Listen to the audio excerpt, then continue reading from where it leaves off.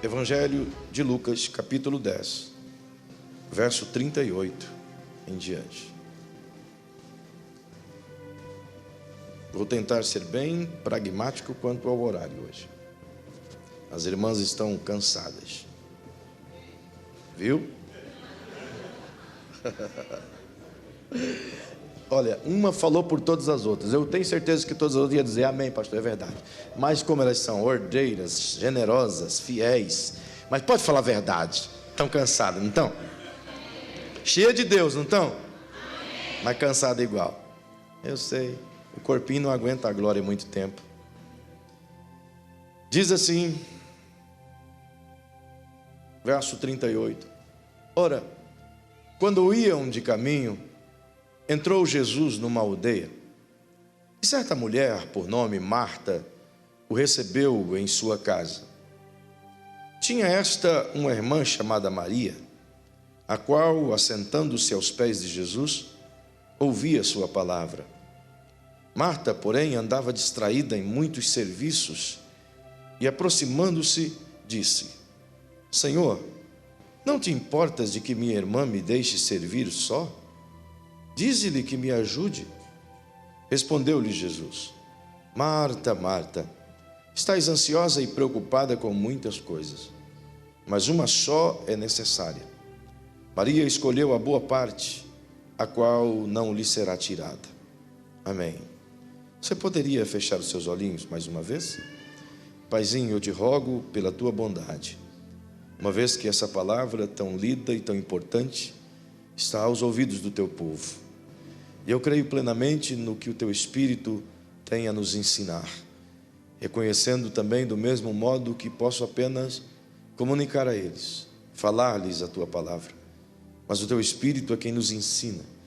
Portanto, Senhor, nós abrimos nosso coração e nos dispomos a ouvir a tua voz, e queremos sim ser ministrados pelo teu Espírito Santo, e que esta noite consigamos alcançar em ti o que tu queres. Se lhe peço em nome de Jesus. Amém.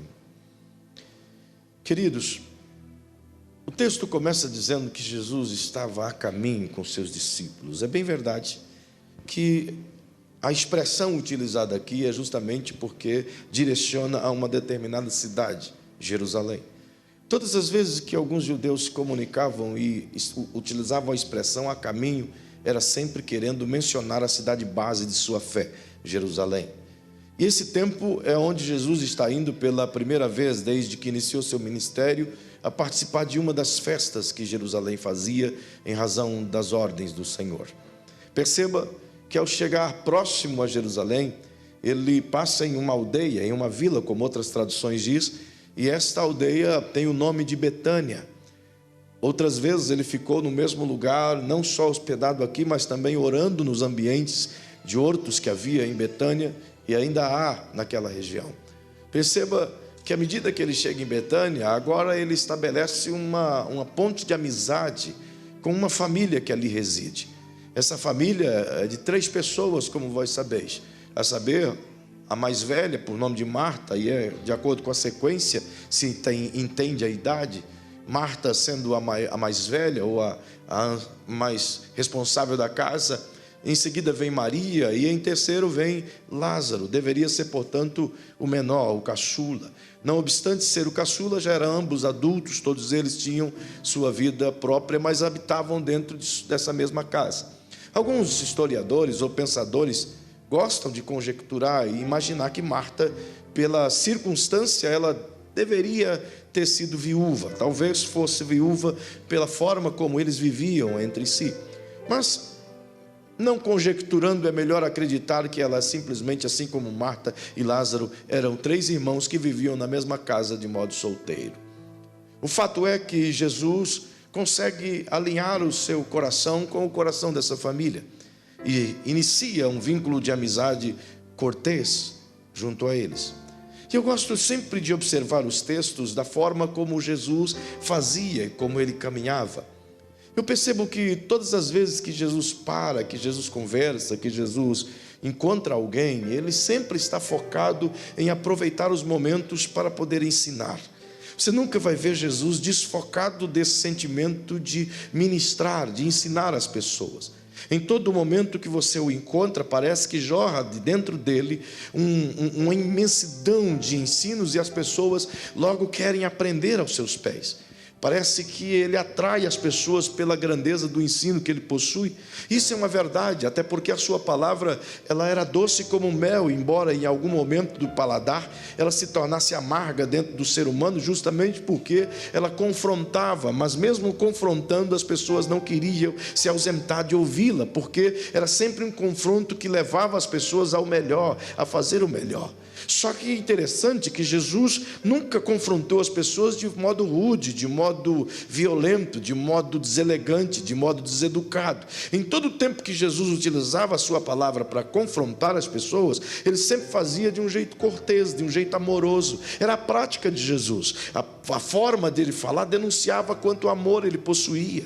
A forma como ele se dirigia às pessoas demonstrava essa largura, essa grandeza, essa profundidade de amor que ele sentia pelas pessoas, e não só sentia amor por elas, como se dispunha a fazer tudo em prol delas. É por isso que você vai ver ao longo de 3 anos e meio de ministério de Jesus, ele não tendo momento algum em que pudesse dizer: Jesus está ali só para relaxar. Nas vezes em que Jesus tentou relaxar, como por exemplo em uma das viagens que ele sai de Cafarnaum, depois de estar há 3 dias atendendo sem dormir, dia e noite orando e atendendo, ele decide chamar os seus discípulos aí para uma região chamada Betsaida Júlios, onde eles navegam o mar em segredo para que ninguém pudesse saber onde é que Jesus ia. Mas alguém de alguma maneira descobriu onde eles iriam, qual seria o destino, e as pessoas deram a volta a pé no mar da Galileia e chegaram a Betsaida Júlios antes de Jesus chegar. De maneira rápida fizeram isso, e quando Jesus chegou tinha mais de 20.000 pessoas ali esperando por ele, numa região que era para ser deserta, que não tinha nada a oferecer. E diz a Bíblia que logo ele olhou aquelas pessoas, e a expressão dita por ele é: elas são como ovelhas que não têm pastor. Então começou a ensiná-las, a acolhê-las, a ajudar uma por uma daquelas 20.000 que estavam ali. Perceba que não só ele, mas também ele motivava os seus discípulos a viverem o dia inteiro servindo essas pessoas. Observe que quando partiram para Betsaida Júlios, Jesus diz: olha, vamos para um lugar deserto para vocês descansarem um pouco, porque diz o texto que via Jesus que eles não tinham tempo nem para comer, tal era a dedicação que eles tinham para com as pessoas que chegavam até eles. E não era um pouquinho só de pessoas, Jesus era diariamente cercado de milhares e milhares e milhares de pessoas, mas isso não tornava ele cansado ou desgastado. Como por exemplo, se você se lembrar de Marcos 5, quando Jesus tem uma situação totalmente diferente do cenário que até então havia tido, pois ele pregou o sermão da montanha o dia inteiro. Quando terminou o dia, ele chamou os seus discípulos e entraram em um barco, e a ideia dele era navegar para o outro lado, em uma região chamada Gerasa. E quando entram no barco, os discípulos sabem que aquela noite não vai ser boa, é por isso que Jesus dá ordem para que eles entrem no barco, e enfrentam uma big tempestade aquela noite, de modo que Jesus dormia no barco, e você conhece toda a cena. Quando o dia termina, a noite termina e o dia inicia, eles já estão chegando em Gerasa, e o comitê de recepção que vem até Jesus é 2 homens endemoniados ou possessos de espíritos malignos que tentam enfrentar Jesus, e ele expulsa esses demônios, evangeliza aquelas pessoas que estão ali. As pessoas ficam lúcidas, libertas e totalmente prontas a segui-lo diariamente. Porém, de imediato ele pega o barco, porque as pessoas de Gerasa não queriam que ele ficasse lá. Então perceba que ele está a noite anterior orando, o dia inteiro trabalhando, enfrentou a tempestade noturna, no outro dia expulsa demônio, e as pessoas chegam até ele e dizem: olha, não queremos que o senhor fique aqui, vá para outro caminho, vá para outro lugar. E ele então chamou os seus discípulos, entrou no barco e rumou de volta para Cafarnaum. Logo que ele chega em Cafarnaum, novamente a praia está tomada de pessoas, milhares e milhares de pessoas o está esperando, porque sabia que ele ia voltar. Perceba que no meio dessa multidão tem alguém que não gosta de Jesus, a saber, o nome desse cara é Jairo. Era o chefe da sinagoga, era um homem muito importante ali na região, rico por sinal, local que tinha grande prestígio entre os nobres e entre os religiosos. Só que tinha um problema: esse cara andava divulgando tempos atrás de que todas as operações que Jesus fazia de libertar pessoas, ele fazia pelo espírito de Belzebu, a saber, de Satanás. Logo, ele difundia, ele espalhava fake news por tudo quanto é lugar acerca de Jesus. Observe que dentro dessa perspectiva, ele seria o cara detestável, o cara que não devia se aproximar de Jesus, senão para tentar armar alguma cilada para ele, para poder colocar na Folha de São Paulo. Perceba que a ideia de Jesus estava muito clara. Entretanto, à medida que ele chega ali e as pessoas se avolumam, logo vem esse cara entre mentes as pessoas e chega perto dele e o convida de uma maneira muito triste e diz: Senhor, tu podes ir à minha casa porque a minha filha está à morte. Jesus está há 48 horas trabalhando. Ele tinha toda a razão de dizer assim: escuta, você não é o Jairo, aquele cara que andou espalhando notícias falsas a meu respeito? Sim, eu sou. Então por que tu não vai procurar o seu sacerdote? Por que tu não vai procurar a tua turma? Por que tu não vai procurar teu partido? Por que não vai procurar a tua gente? Por que tu não vai procurar o teu governo? Por que tu não vai procurar alguém no posto de saúde lá no UPA? Enfim, ele poderia ter dito isso, mas ele olha para o Jairo e diz: ok, eu sei quem tu és, mas eu vou em tua casa, cansado ao quebrado, cheio de pessoas para atender, mas tudo que ele precisava era uma cama tranquila, um lugar para descansar. Mas não obstante a isso, ele vem atravessar a cidade e ir à casa de Jairo para atender uma menina que já estava morta. E no caminho, você sabe, ele é interrompido por alguém que está sofrendo há 12 anos. Uma mulher com hemorragia interna, não para de jorrar sangue. E ela, com muito sacrifício, consegue se arrastar e tocar com a ponta dos dedos na veste de Jesus e é curada. Então Jesus para porque ele quer saber quem é que tocou nela. Estranhamente, o tempo passa, e quanto mais passa tempo, mais cansaço chega. E você vai ver isso na vida de Jesus o tempo todo. Durante os 3 anos e meio do ministério dele, ele sempre teve cercado de pessoas, trabalhando muito, servindo muito, esvaindo as próprias forças para atender as pessoas. É o primeiro ano do ministério dele, já tem mais de 30 mil seguidores diariamente. E não é seguidores de Facebook ou Instagram, é seguidores que andam com ele o tempo todo, vai onde ele vai, fica com ele o dia inteiro e só vai embora quando ele diz: gente, basta. E ele entra em algum determinado lugar do qual as pessoas não conseguem entrar. Em alguns ambientes elas até forçam as portas e entram, como a casa daquelas pessoas, pode ser a casa de Pedro, onde Jesus só queria descansar e tanta gente chegou que tiveram que tirar o telhado para colocar um enfermo pela porta, para descer na frente de Jesus. O tempo todo ele está ladeado de pessoas. Não há hora para descansar, não há hora para curtir. Só que você vai ver Jesus, em meio a toda essa correria, em meio a todo esse volume, em meio a todas essas coisas, de repente ele se aparta das pessoas e sobe a montes e vai a lugares desertos, vai a meio de arbustos, e não poucas vezes você vai ver a Bíblia dizendo: e ali orava, e ali passou a noite em oração, e ali estava orando. Por exemplo, se você for logo no capítulo 11, logo em seguida, a Bíblia diz: um certo dia Jesus estava orando em certo lugar. Em todo o tempo que você percebe as folgas que ele tem, são as folgas de oração. A única vez que você vê, embora ele tenha dormido normalmente, mas a única vez que você vê Jesus dormindo propositadamente é na ocasião da tempestade no mar da Galileia. Entretanto, o tempo todo ele está ocupado, mas em meio à sua ocupação, ele tira tempos para refrigerar a sua alma, para abastecer o seu ser. E o que acontece nessa cena aqui agora é justamente no meio dessa correria toda, no meio desse volume todo de gente para ser atendida, ele para nessa aldeia, na casa dessa família. E essa mulher, a Marta, uma senhora cortês, educada, convida eles para estar em casa. O problema é que ela convida Jesus, só que Jesus não está só. Se Jesus fosse só na casa dela, seria até tranquilo. Mas à medida que ela convida Jesus, Jesus diz: olha, eu tenho essa galera toda aí comigo. No mínimo, estavam os 12 discípulos. Só que a Bíblia também me orienta que os discípulos não andavam sós. Alguns tinham suas esposas e andavam com as suas esposas. Então vamos imaginar que esses caras estavam sozinhos hoje. Na casa de Marta agora, eram no mínimo 13 convidados. Com os 3 da família são 16 pessoas. Imagine, 16 pessoas adultas dentro da sua casa. Talvez se a tua casa for apertadinha como a minha, ia virar um furdunço, ia ter que pendurar gente na janela para tentar acomodar as pessoas. Comer com o prato na mão, não tinha cadeira para todo mundo, senta-se no chão, assim portanto. O que acontece agora é que ela recebe em casa, mas recebe uma família inteira, recebe o povo todo de Jesus. E diz a Bíblia que à medida que ela chega em casa, com essa gente toda, ela começa a se preocupar, e começa a servir, começa a arrumar as coisas, começa a trabalhar de maneira enfadonha. E o texto narra, é só para contextualizar, que depois de muito tempo que ela está trabalhando ali, ela chega perto de Jesus e eu fico até imaginando a cena.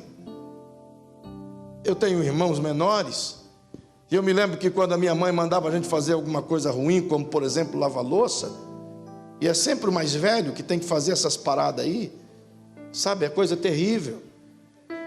E quando eu era pequeno, não tinha o conforto que tem hoje dessas torneiras, era no giral e na bacia. E tinha uma coisa que eu detestava, era pegar o prato dentro daquela bacia cheia d'água, cheia de arroz. Aquilo era terrível para mim. Pensa um negócio que assim, meu irmão, era sacrifício. Entretanto, só sobrava para mim. Mesmo quando eu dissesse, mãe, eu tenho que ir para outro lugar, ela disse, primeiro lava a louça, depois você vai. E às vezes eu dava uma olhada, porque os meus irmãos pequenos, menores, eles sempre tinham aquele olhar sarcástico, como quem diz, viu? E eu me lembro isso de maneira muito clara, e eu penso que Marta, da mesma sorte, quando ela passa pela sala, enquanto está Maria sentadinha aos pés de Jesus, ela passa pela sala, ela dá aquele olhar para Maria, sabe quando sai raio dos olhos? Sai aquela energia. Eu imagino que ela faz isso toda hora, e lá na cozinha ela bate a panela, ela faz aquele barulho, sabe quando a mulher está brava, lavando a louça, pá, pá, só para chamar a atenção. Eu sei como é que é, você deve saber também. Vai pegar a panela no armário, o armário nem faz barulho, mas faz questão de, pá, fazer barulho. Certamente porque está dizendo, ei, socorro, ajude-me aqui. Daqui a pouco começa a cair tampa. Você já escutou isso também? Marta, certamente estressada com tudo isso, e chega um dado momento que ela chega pertinho de Jesus de maneira gentil e diz, Senhor, não leva mal, mas o Senhor não se importa não que essa menina fique aí sentada aos teus pés e eu aqui me lascando toda? O Senhor não está vendo isso não? O Senhor é justo, vai deixar essa injustiça? E interessante que Jesus não repreende Marta. Alguns utilizam esse texto e condenam Marta, mas Jesus não faz isso. Ele não repreende ela, ele orienta ela. Ele não dá uma, dizendo assim, Marta, você está totalmente errada e Maria que está certa. Ele não faz isso. Ele utiliza as duas para nos ensinar aqui de forma muito clara esta noite e de maneira breve. Se não, perceba, vamos tentar imaginar como era Marta. Quando você estuda o perfil dessa mulher, você vai perceber que ela é tipo uma mulher ousada, caprichosa, um pouco mandona. Afinal de contas, ela é a mais velha, responsável, super responsável. Ela é aquela que cuida da casa, que mantém todos os detalhes, é que dá direção aos seus irmãos, é que assumiu o compromisso de protegê-los, é quem tem a voz de comando na casa. Essa mulher, ela é determinada, ela sabe o que quer, ela é corajosa, ela é trabalhadora, ela é esforçada demais. Essa mulher vive os nuances de um tempo que se parece com o nosso tempo, ela se adequa ao nosso tempo. Dá a impressão que Marta está exatamente na época errada. Ela devia ter nascido no nosso tempo, porque ela se encaixa exatamente na correria de nosso tempo. Marta vive os nuances do que as pessoas vivem nos dias de hoje. Ela representa um mundo do qual vivemos nos dias de hoje. O mundo da correria, o mundo da opressão, o mundo das responsabilidades dobradas, o mundo das lutas infindas, o mundo da cobrança, o mundo da autocobrança, o mundo do estresse opressivo, o mundo da necessidade de suprir, o mundo da necessidade de orientar. Ela vive nessa constância, o tempo todo ela está acostumada com isso.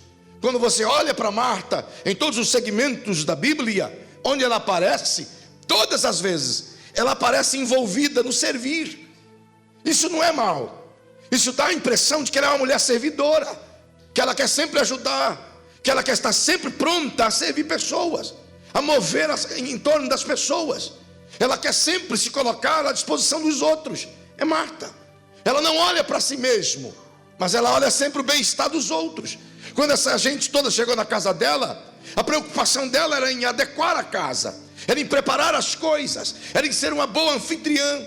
Só que o grande problema de pessoas assim é que não consegue dosar a própria vida, não consegue observar o próprio caminho, não consegue observar até onde está indo. O limite, não tem limite para essas pessoas. Eu sei do que eu estou falando. Perceba que essa mulher trabalha dia e noite, atende dia e noite, ela parece Jesus, só que com uma grande diferença. Jesus tinha em si mesmo as prioridades estabelecidas, e o que era importante também estabelecido. Mas essa mulher não. Essa mulher vive diuturnamente concentrada, preocupada na perspectiva do que os outros vão dizer. Quando ela trabalha tanto aqui, não é em função do que as pessoas sejam somente bem atendidas, é em função de que as pessoas não se sintam mal atendidas e consequentemente falem mal dela, possam olhar para ela e dizer: não foi suficientemente capaz de nos servir como merecíamos. E essa perturbação corrói a alma de Marta. E perceba que talvez essa seja a síndrome de quase todos nós. Vivemos em dias onde a cobrança parece que começa desde o momento que você abre os olhos. Dá a impressão que quando você acorda, uma agenda se abre diante de você e já começa a destrinchar na tua mente: tem que fazer isso, tem que fazer aquilo, tem que fazer aquilo outro, tem que levar a menina na escola, tem que buscar a menina na escola, tem que pagar a conta de luz, tem que buscar o gás, tem que comprar água, tem que devolver a roupa lá na esquina, tem que fazer isso, tem que fazer aquilo outro, tem que arrumar a roupa do marido. E o marido, quando chega a vez dele, de igual modo, embora um tanto que mais sossegadão, mas ele já pensa: cara, tem que ir lá no banco conversar com o gerente, porque como é que eu vou passar o Natal? Tem que comprar um frango no Natal, talvez no 13º não vai chegar, e assim por diante. A preocupação é uma atrás da outra, diuturnamente. Quando você termina uma, começa a outra na fila. Você vence uma batalha agora, a outra já está esperando: é a minha vez, é a minha vez. É sempre assim. E a gente tenta vencê-las todo dia. Entra ano e sai ano, e a gente tem que trabalhar mais para comer a mesma coisa. O que você comprava com o dinheiro que você ganha hoje, há 3 anos atrás, hoje você compra talvez 80%. Então você tem que trabalhar mais, a cobrança é maior, o tempo é menor. E à medida que isso acontece, a gente tem que sacrificar coisas. E a primeira coisa que a gente passa a sacrificar somos nós mesmos. O mundo, com essa cobrança toda, com essa exigência toda, percebe-se que em todos os lugares que você vai, desde a escola, faculdade, igrejas, em tudo, é como que uma construção tentando nos levar à ideia de que temos que bater metas, temos que alcançar objetivos. Isso não é ruim, não é ruim, mas isso só se torna ruim quando se torna obsessivo, quando começa a nos apartar do que é prioridade, quando começa a nos machucar por dentro, quando começa a separar-nos das coisas importantes e das coisas prioritárias, quando começa a sacudir a nossa saúde, quando começa a gente prestar atenção nos outros e não no que fazemos. É o caso de Marta. Ela está fazendo e a preocupação dela não é em fazer bem, a preocupação dela é que os outros não estão fazendo com ela. Passa mais tempo se preocupando por que Maria não está ali ajudando, do que servindo com amor. É como se fizesse por obrigação, é como se estivesse ali debaixo de um jugo. Aquilo que estava fazendo com prazer passou a ser um fardo. E é isso que o mundo tem construído em nós, tem construído nas famílias, nas mulheres. Vivemos dias de alto nível de estresse. Parece que a gente já acorda estressado. Dá uma olhadinha para o teu lado e vê. Pergunta aí para essa pessoa: às vezes eu acordo estressado? Que dúvida, irmão. Tem dia que nem o bom dia não sai. É ou não é não?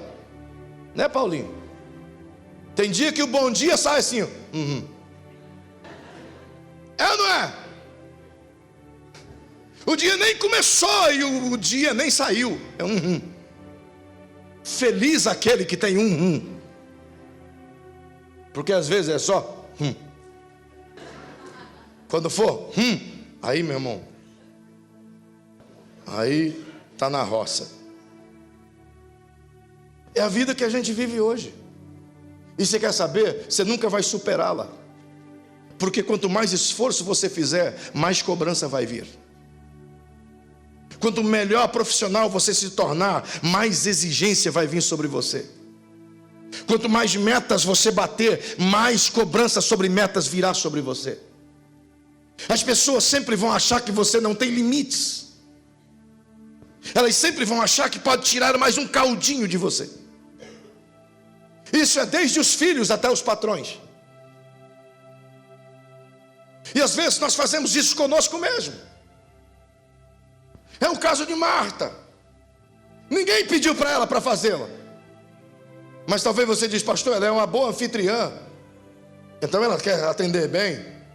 Ok, então vamos tentar conjecturar isso. Sendo ela uma boa anfitriã, atender bem as pessoas que estão na sua casa, então imagine que eu vá na tua casa a seu convite. Não de bicudo, a seu convite. E eu chego lá na sua casa e você diz: a minha esposa, entra, pastor, senta aí. O senhor senta aí no sofá, fica à vontade, eu vou ali fazer a janta, já volto.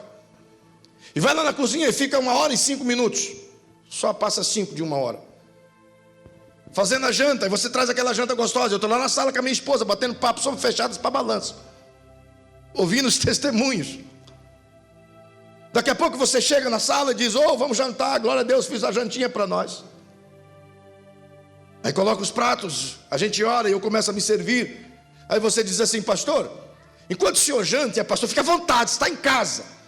Eu só vou ali na cozinha bater um moussezinho que eu sei que o senhor gosta. Viu? Já estou dando a dica. Enfim. Não aguentei essa aí, eu precisava um merchan. Enfim. Eu sei que o senhor gosta dessa parada, eu vou ali bater, já volto, aguenta. 25 minutos. Fez certinho, daqui a pouco eu já jantei, estou lá na mesa, de boa. E aí você vem com a sobremesa. Aí, experimenta, pastor. E geralmente os crentes gostam que os pastores comem bastante. Eu também gosto. Então, aí eu aproveito que eles dizem tal coisa. Porque se não comer, meu irmão, eles ficam chateados. Então a gente... não é verdade? Não gostou da comida, né, pastor? Gostei, mas vou comer outra vez. Às vezes, mesmo que não goste, mas nós comemos 3, 4 vezes. Porque para o irmão se sentir bem. Mas de vocês eu gosto. Tá bom? Perceba que à medida que você come, que eu como essa sobremesa, aí você diz assim para mim de maneira muito tranquila: pastor, gostou? Gostei, irmã, maravilhoso. Senta aqui, irmã. Pastor, deixa eu só tirar a mesa aqui. Só vou tirar isso, para a gente ficar bem à vontade. Eu vou tirar essa mesa aqui, vou levar ele na cozinha, mas eu já volto. Aí chega lá na cozinha, eu sei como é que são algumas irmãs. Elas começam a lavar, não posso deixar isso aqui, eu vou lavar só esse copo. Aí do copo, não, só essa xicrinha. Não, eu vou deixar só essa coisinha aqui, depois lavo os pratos. Quando ela pensa que não, já está areando a panela. Aí olha para ver se está aparecendo o rostinho. Está bem areadinho? A maioria usa teflon, mas os antigos ainda usam alumínio. Perceba que à medida que essa janta foi saborosa e que ela terminou de limpar tudo a cozinha, ela chega lá na sala e diz: pastor, que beleza, agora eu vou sentar e vamos conversar. Mas já são 10 horas. Aí eu digo: irmã, a gente precisa ir para casa. Ela foi uma boa anfitriã? Você foi uma boa anfitriã? O resultado da minha visita foi alcançado? O que Marta está fazendo aqui com Jesus é a mesma coisa. Era importante fazer o que tinha que fazer. Só que o mais importante estava na sala dela. Jesus não repreende ela pelo que fazia. Jesus orienta ela a não fazer naquela hora. O que Jesus está dizendo é: Marta, você teve o dia inteiro para fazer isso aí. Agora eu estou aqui. Esse é o momento que você tem de refrigerar sua alma. Marta, quando eu passo o dia inteiro ensinando as pessoas, chega à noite, eu me aparto delas e eu vou para o meio do mato, eu vou para algum lugar, e lá eu me assento nos pés do meu pai e eu refrigero a minha alma. Mas o que você está fazendo, Marta, é permitindo que a cobrança do mundo torne você tão obsessiva que você vai ficar doente daqui a pouco, Marta. Eu não sei se vocês perceberam que esse é o século das doenças psicossomáticas. As pessoas estão doentes por dentro, às vezes jorrando saúde no corpo por fora, mas de repente começa a explodir coisas por dentro. E quando você vai ver, é tarde demais. E nós homens, nós temos essa falsa ideia de que podemos controlar as coisas. E começa uma dorzinha aqui e a gente diz, não, isso aqui não é nada, é só um negocinho. E a cobrança continua, e o esforço continua, e o trabalho continua, e a luta continua. Quando é obrigado a ir buscar socorro, já está tudo estragado por dentro. Já não tem mais muito o que fazer. O que Jesus está orientando Marta é dizendo, você está deixando que as coisas da vida roubem a sua própria vida. Você está permitindo que as lutas do dia a dia sejam Senhor sobre todas as coisas. E nós temos que aprender a lidar com as circunstâncias da vida para sermos felizes, para que o Evangelho em nós tenha efeito. Porque do contrário, de que adianta dizer que eu tenho o Cristo da paz, mas eu não consigo colocar a minha cabeça no travesseiro e dormir em paz? Como eu posso afirmar que Deus é o meu provedor e cantar aqui que Ele é o meu provedor, se eu chego em casa e eu não consigo dialogar com a minha família, justamente porque tudo que eu vou dialogar é a tentativa de cobrar as coisas que estão acontecendo em casa? Eu preciso ter a consciência daquilo que eu estou a fazer, transformando a minha vida num emaranhado de coisas que daqui a pouco a gente não dá conta nem de nós mesmos. É necessário dar um basta e entender que o corpo se alimenta de arroz, feijão, carne, essas coisas, mas que o que nutre o meu corpo é a minha alma, e essa só se alimenta de Deus. É por isso que tem muita gente quebrada e cansada, que não consegue nem continuar a vida cristã mais, porque a sua alma está decaída. A Bíblia diz que um coração alegre aformoseia o rosto, mas que a alma batida enfraquece até os ossos. Entende? E tem coisas que, o que Jesus está dizendo aqui, Marta, eu não posso fazer um milagre em você. É uma questão pessoal. Perceba que quando ele orienta ela, ele diz acerca de Maria, que Maria escolheu a melhor parte. Ele não está dizendo que Maria era à toa, que Maria não fazia coisa nenhuma, que ela não precisava fazer, que o bom era estar ali. Ele também não está dizendo para Marta que ela não tem que ser servidora, que ela não tem que trabalhar, que ela não tem que lutar, que ela não tem que alcançar objetivos. Em outras palavras, eu poderia dizer, Marta, você pode traçar os grandes objetivos da vida. Pode, Marta.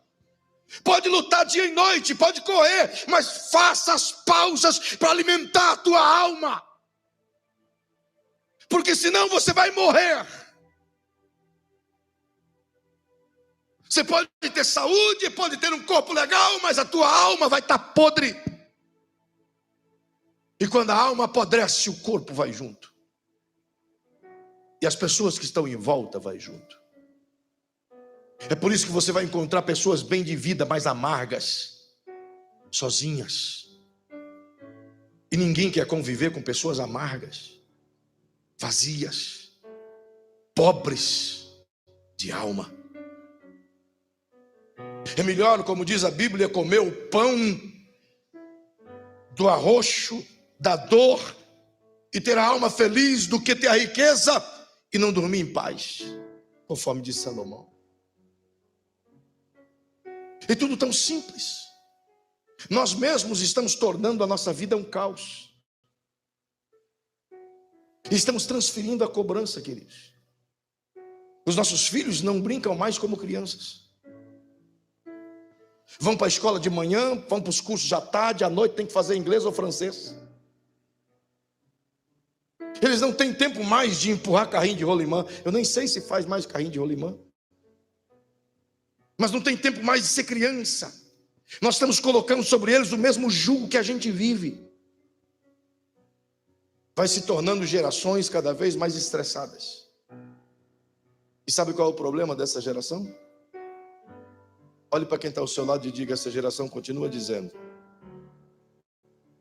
não dá tempo para Deus, que eu tenho que trabalhar. Eu não consigo tirar um tempo como Jesus tirava. Eu tenho que trabalhar. Eu tenho que colocar comida na mesa. Eu tenho que dar conta dos meus negócios. A gente se esquece que se colocar Deus em primeiro lugar, todas as outras coisas vai bem. É isso que Jesus disse em Mateus 6,31, de maneira muito clara: buscar em primeiro lugar o reino de Deus e a sua justiça, e as demais coisas vos serão acrescentadas. Ele disse que os pagãos ficam orando a Deus o tempo todo acerca de roupa, de comida e de tantas coisas triviais. O paganismo era uma religião naquela época. Ele está dizendo que os religiosos fazem isso, mas os que confiam em Deus não devem viver assim. Outra vez ele diz: por que andais ansiosos com as coisas desta vida? Não deveríamos olhar a palavra de Deus e entender que Ele é o nosso Senhor? Se você trabalhar muito, Ele vai te abençoar. Se você trabalhar à medida certa, Ele vai te abençoar igual. Mas se eu trabalhar à medida certa, Ele não só abençoa eu igual, mas como eu priorizá-lo, Ele é que vai fazer as coisas frutificarem. E a gente acha que o esforço das nossas mãos compensa a bênção das mãos de Deus. Ele está dizendo para Marta: você está vivendo num mundo estressante, Marta. Não é o mundo que eu quero que você viva. Eu quero que você viva um mundo onde você tenha paz com a sua família, tenha momentos de alegria, tenha momentos de prazer. Eu quero que você viva num mundo onde você sinta o momento em que você pode estar comigo e você vai ficar só comigo, diz Deus. O que Ele está dizendo através de Maria a Marta é: Marta, o teu trabalho é bom, mas você está perdendo o melhor aqui. O teu trabalho teria sabor se você estivesse alimentando a tua alma. É o que Ele está dizendo a Marta. Estamos nos tornando Martas. E às vezes condenamos as atitudes dela e fazemos o mesmo. Se você for em João 12, por exemplo, você vai encontrar o jantar na casa de Simão, o leproso. Adivinha quem está servindo? Marta. Enquanto que a Maria está lá tentando cultuar a Jesus. Quem tira tempo para estar com Deus vai ver coisas que outros não vê. Vai experimentar coisas de Deus que outros não experimentam. Vai andar em dimensões que outros não andam. Quem consegue estabelecer a prioridade correta. Eu não tenho mais tempo, então coloque a mão no ombro de quem está ao seu lado, por gentileza. Diga para essa pessoa querida, diga assim: existem as coisas que são importantes na vida, mas existem as coisas que precisam ser prioridades. Mas eu acredito que vocês, assim como eu, continuadamente a gente troca o que é prioridade pelo que é importante. Eu preciso buscar a Deus. A minha alma começa a clamar por Ele. E cada um de vocês aqui sabem disso. Você sente o vazio da sua alma, irmão. Você sabe quando a tua gasolina espiritual está acabando. Você sabe disso. Tua alma começa a clamar por Deus. Você começa a se sentir vazio. Você começa a ficar irado. Fica nervoso por pouca coisa. Porque quando você está cheio de Deus, irmão, a coisa é diferente. A paz é tão imensa que quando até tentam tirar a tua razão, você consegue se controlar. Pode perceber. Quando cai o teu nível espiritual, tu fofoca mais. Tu fala mal dos outros. Tu assiste filmes que não deve assistir. Falando em filmes, dia 21, vocês devem assistir aquele filme Mais Que Vencedores que vai passar aí. É um filme que está arrebatando centenas de pessoas para Jesus. Um filme cristão, vai estar aí na tela aí. A gente precisa se alimentar de coisas que vai trazer paz à nossa alma. E quando a gente se distancia de Deus, nós nos tornamos mais parecidos com o mundo. Dá esse conselho para quem está pertinho de você e diga: quanto mais você trabalhar para o mundo e ficar menos com Deus, mais parecido com o mundo você vai ficar. É duro, mas é verdade. Nos tornamos pessoas raquíticas espirituais, frágeis espiritualmente. Qualquer coisa nos derruba. Então passamos a medir a espiritualidade dos outros. É o que Marta está fazendo. Ela está incomodada com a espiritualidade de Maria.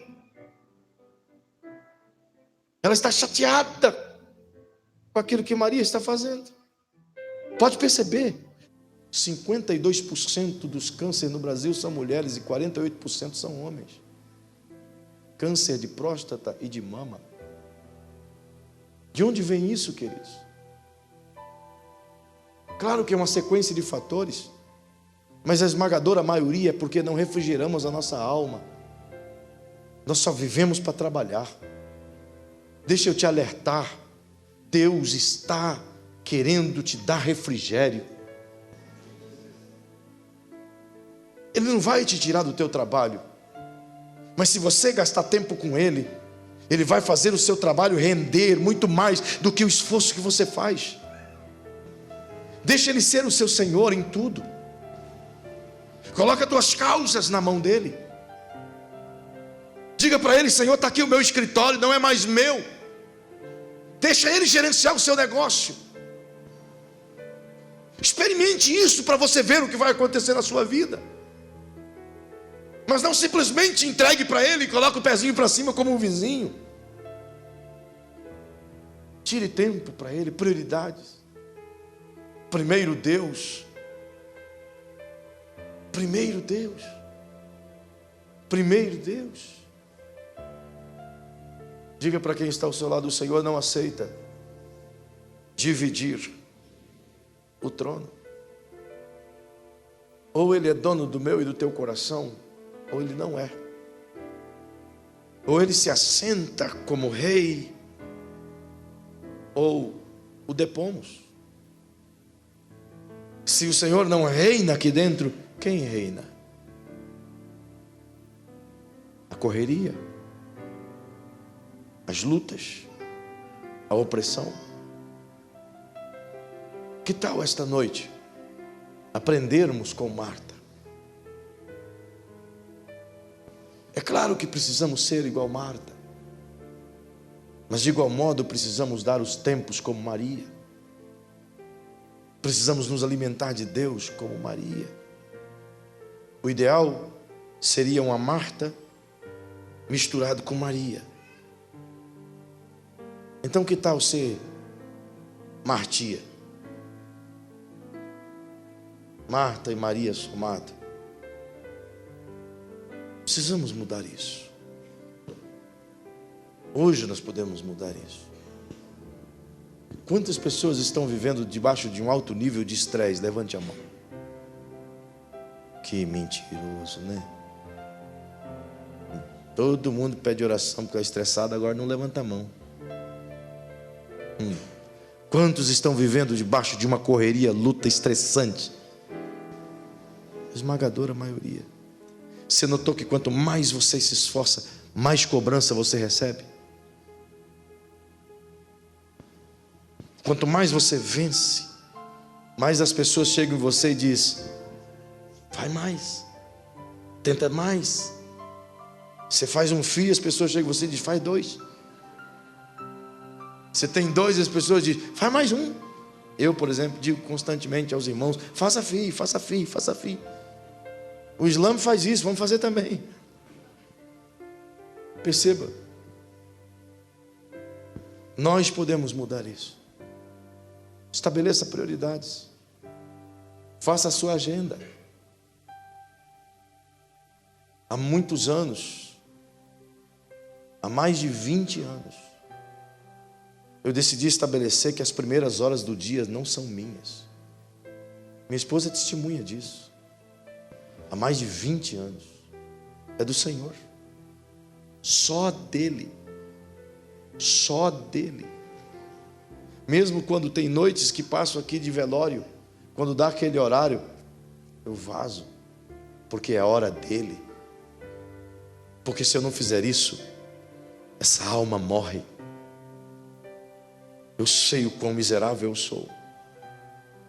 E eu tenho um problema de Marta. Eu não consigo parar enquanto eu não ver as coisas feitas. É por isso que às vezes eu me meto em problemas. Abraço as coisas. Daqui a pouco eu digo, meu Deus, me socorre, me tira daqui. E Deus diz, eu não, foi você que se meteu nisso.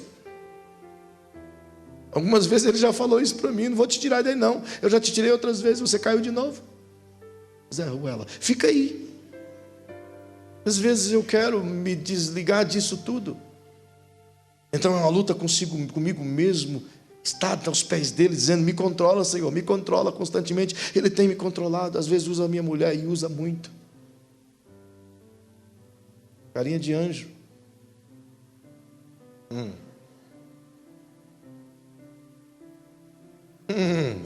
Você não sabe de nada, inocente. Só Deus sabe, irmão. Só Deus sabe. Mas ele usa essas bravezas assim. Todo baixinho é invocado. Imagina os mais baixinhos.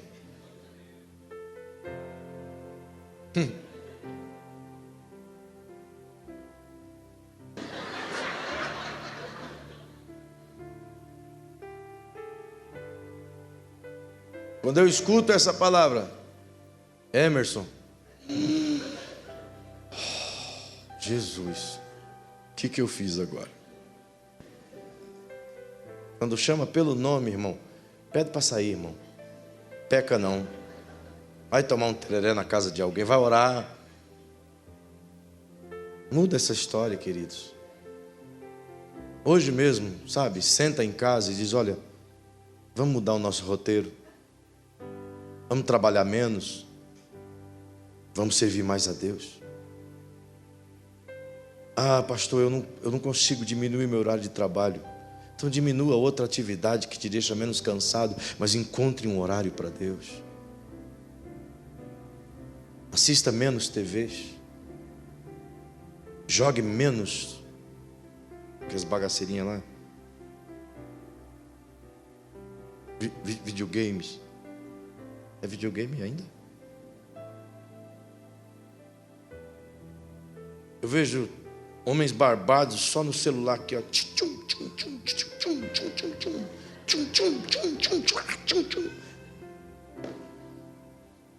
Passe menos tempo com isso. Priorize isso. Coloque isso aqui como centro da sua vida. Medita nela todo dia. Bem-aventurado é o varão que não anda segundo o conselho dos ímpios, nem se assenta na roda dos escarnecedores, nem tem o seu caminho no caminho dos pecadores. Antes tem o seu prazer na lei do Senhor, e na sua lei medita de dia e de noite. Será como árvore plantada junto ao ribeiro de águas, cujas folhas não caem e dá o seu fruto na estação própria. Feliz serás e irá bem em tudo que sua mão fizer, pois o Senhor Deus prosperará o seu caminho todos os dias. Priorize o Senhor. Que tal hoje fazermos esse pacto com Ele? Se você está do lado da sua esposa, diga para ela que tal hoje nós mudar nossa rotina. Se está do lado de Jesus, diga para ele, Jesus, vamos mudar a rotina agora. Talvez Jesus seja o seu Gervásio. Mude a rotina agora. É hora de mudar a rotina. Porque se não buscarmos a Deus agora, continuaremos vivenciando os desertos da vida sem a companhia de Jesus. Se vocês não notaram que as coisas estão se afunilando, eu os alerto outra vez. As coisas estão se afunilando. Ou busquemos a Deus agora, ou vamos perdê-lo para sempre. Eu não tenho mais condições de ir avante. Queria que você ficasse em pé. Quando você ficar em pé, olhe para quem está ao seu lado e diga para essa pessoa: mude a sua agenda hoje. Deixa eu te perguntar, querido irmão, aí na galeria, aqui embaixo, qual é a primeira pessoa que você vai atender amanhã?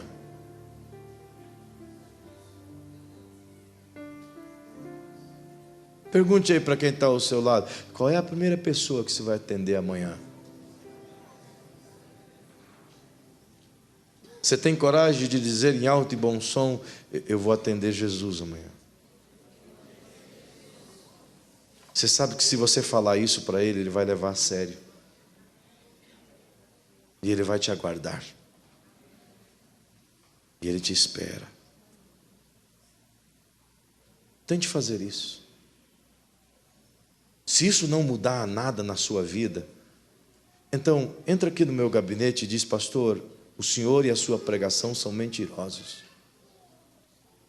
Faz isso comigo, por favor.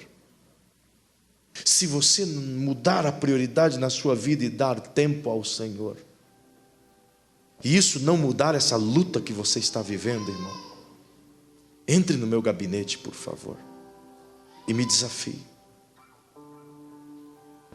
Eu estou falando a pessoas hoje que sabem que estão distanciadas de Jesus.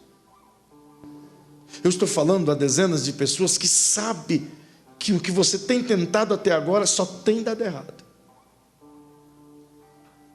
O jeito que você tem vivendo até agora te trouxe até aqui. Algumas coisas deram certo, outras machucou demais. Algumas até você conseguiu, mas as cicatrizes foram tantas que às vezes você se pergunta: será que valeu a pena?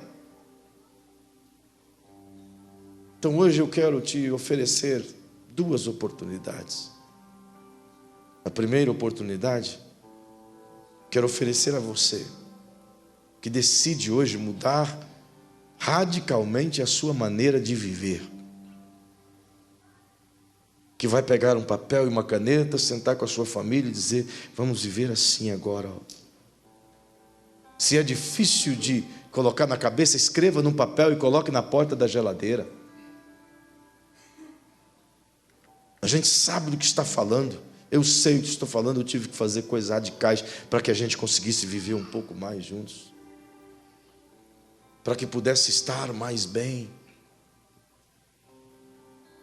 Então, o segundo convite eu quero fazer a você, meu irmão, minha irmã, que chegou aqui e você sabe como chegou sua alma aqui, que se você procurar Deus na sua alma, você não vai encontrar, pois tudo que você tem são lembranças das rezas e das orações que você já fez pedindo ajuda, mas que você sabe que o seu compromisso com Ele não foi gerado, não foi firmado. E se você não firmar o seu compromisso com Jesus, continuará na vida estressante como Marta. Só Ele pode mudar isso.